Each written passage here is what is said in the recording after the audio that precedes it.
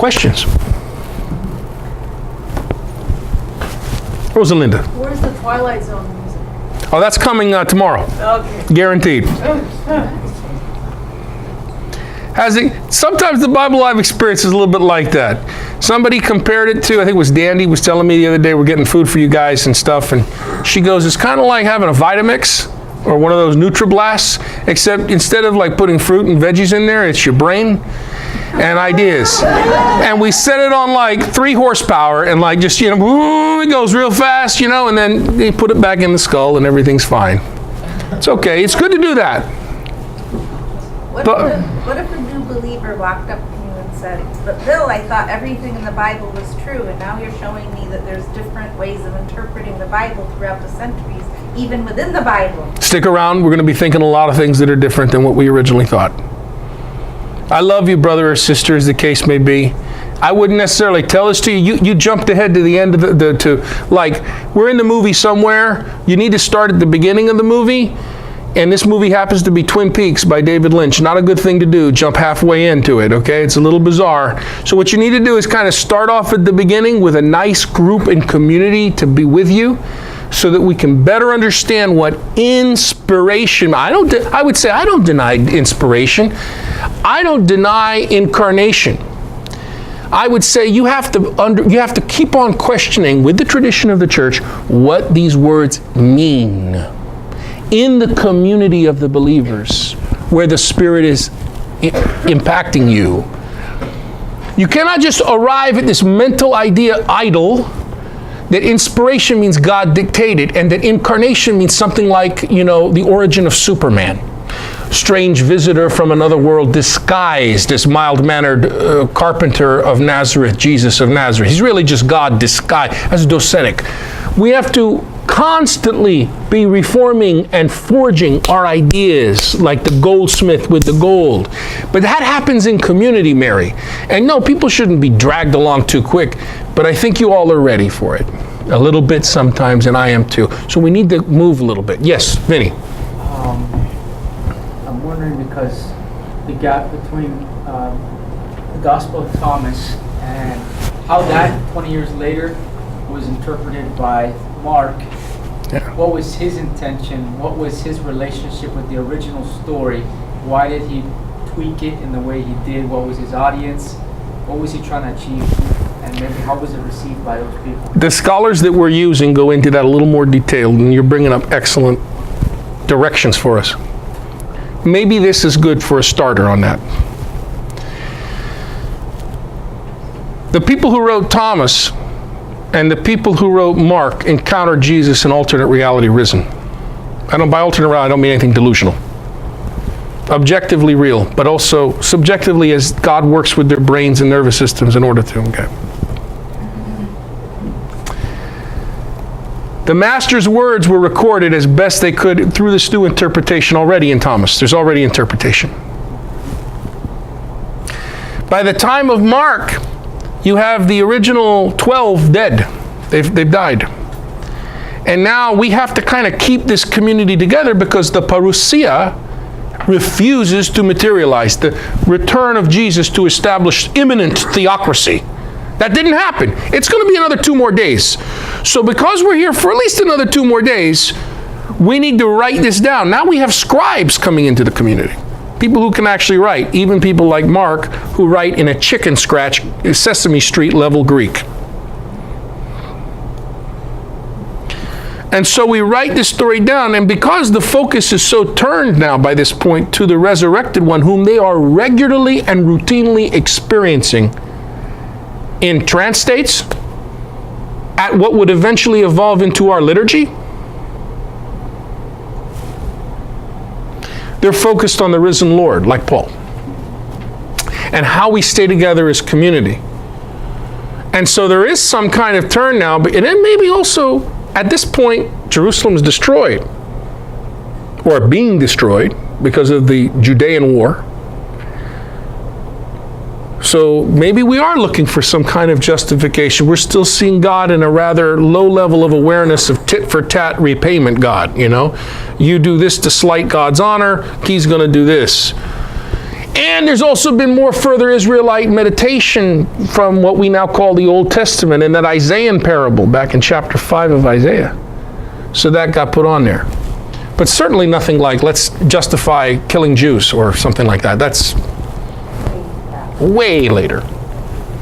Or justifying the German peasants being suppressed. So maybe that gives a taste of, you know, you no matter where you go, there you are. So it wasn't a political theology.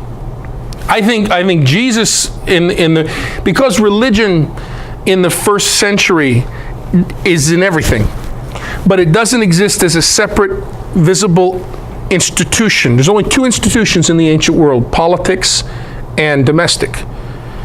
So you either have domestic religion or domestic economics, because people are producers, they're not just consumers. And you have the state, or I don't want to call it the state, it's actually anachronistic, the politics or the polis. You have that, so you have political religion. You call Jesus Messiah, Jesus Christ, that is a political religious title. Is it socioeconomic? You better believe it. But it's all together. It's not like the way we think it, in the way we understand it, globalism and post-Enlightenment ways of thinking about these things. Separation of church and state's impossible in the ancient world. You know. Hey, Bill. Yes. To go back one slide. First off, what I want to say to you is that what you've accomplished here tonight, I think would have taken me about 5, 6, 8 months.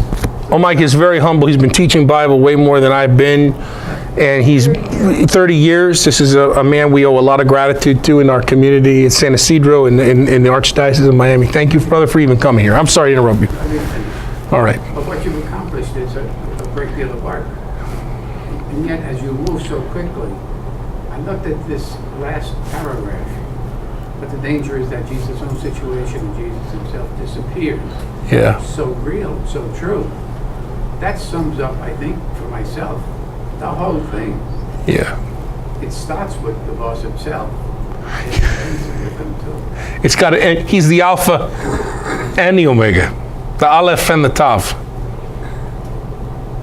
Yeah. That's a very big thing. Boy, if you can cut that out and send it to me. I'll do that for you, sir. That's fine. 100 hugs. All right, you got it, brother. That'll be great. I like that. That's nice.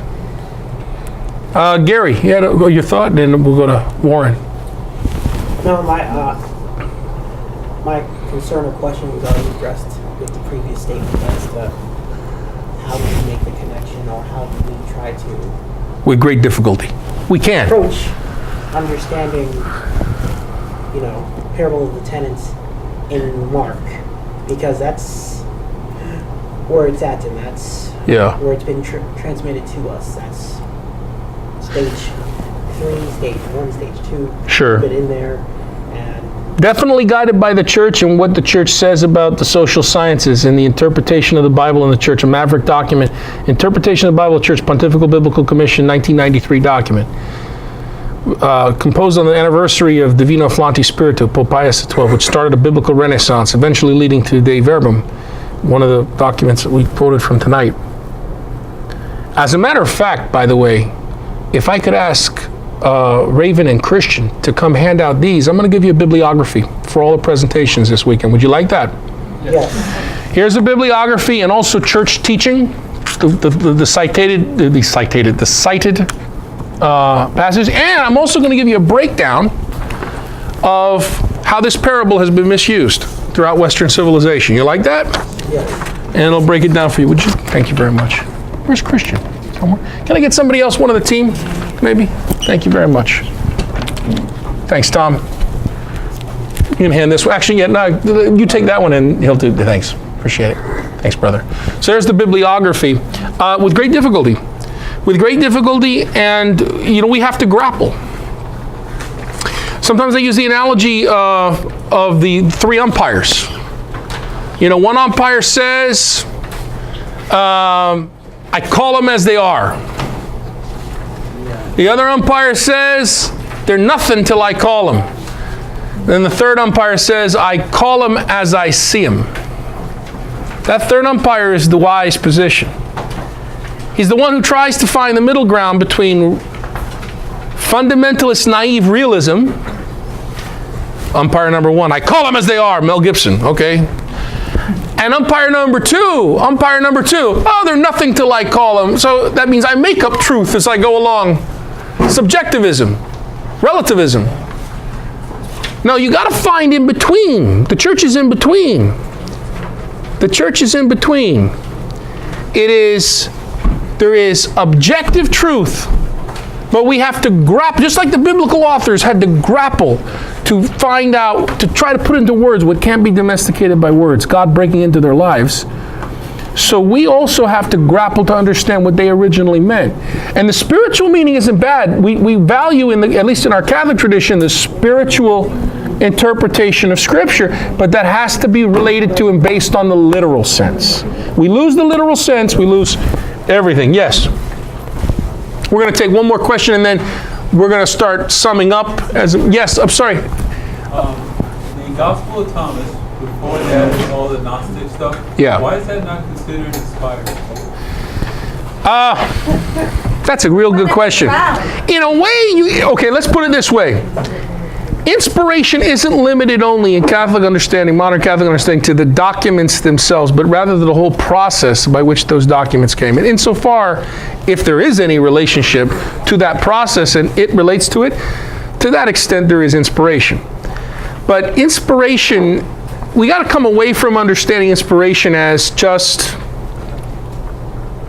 Canonization is part of the process too. The church eventually coming to an understanding that these documents reflect who we understand ourselves to be. And as you know, canonization didn't happen in the middle of the 4th century. But that was an ongoing process throughout those centuries. I don't mean just at the 4th century, but an ongoing process. Was politics involved in that? You better believe politics was involved in that. We know that the Gospel of Thomas, in its Gnostic form, was widely used in North Africa. When that document, what happened to North African Christianity? Disappeared. And even before that, with Constantine and post-Constantine, you couldn't be caught with that. Don't be caught with the Gospel of Thomas after that, or Apocryphon of John, or one of these documents. So isn't it beautiful that people grappled to put into words what cannot be domesticated by words? And yet we have this final library of 27 books. I don't want to amend that. I want the 27 books we have. But I don't want them as a fundamentalist wants them. Follow? I want to see the process as best we can, assisted by scholarship and by the wisdom teaching of the church. But I don't want to obfuscate it either. I want to acknowledge that there's messiness in there. There's human cruelty in there. So inspiration is we're going to have to continue to unpack, and it's a little too much for right now, but that is my brother, that is a fantastic, because it gets into the heart of what is inspiration. What is it? What is inspiration? It's not dictation. We can eliminate that. Mary. Yeah. If it were dictation, then everything in the Bible would match up, just as you pointed out in one of your slides. The feast was interpreted differently. So which one do we believe? Do we believe either of them? Are all true facts? Yeah, all facts are true, but not all truths are facts. And the Bible is all true. Some of it actually happened.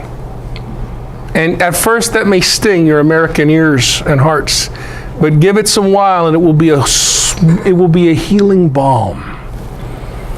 Oh, so many doors will open of love if you allow that door. If you just open that door, let the light shine through that. Oh, so much good. Can you tell us what actually happened? No, who can? I'm not back then. No, it's a good question, and Warren raises a very important point. So everything that gets presented to you here has to have a little asterisk by it. But scholars say that, there's very precious little that is absolutely certain about anything. But we can have reasonable certitude. And I think if you follow these scholarly arguments out, you can see that they are reasonable certitude. So certitude, knowledge is mutable. The only kinds of things we call knowledge don't have to be immutable and incorrigible, meaning immutable meaning it can't change, like wholes are always greater than parts. Right, that's impossible to think the opposite. So that's a kind of knowledge that is true knowledge. Immutable and incorrigible. It can never change and it can never be improved upon. But there's very few things like those axioms. So most of the contents of the human mind, we operate in a level that's both mutable and corrigible. We don't want to just call that all opinion, right? Some things are obviously mere opinion, but other things are knowledge, but they're improper knowledge. Something we hold on to, but we grow in, and we get better and better acquainted with. Okay, at this time, I'd like to call up our next leaders for our prayer and our announcement and everything. If we could all stand and make our orientation to the Spirit life. In the name of the Father, and of the Son, and of the Holy Spirit. Amen.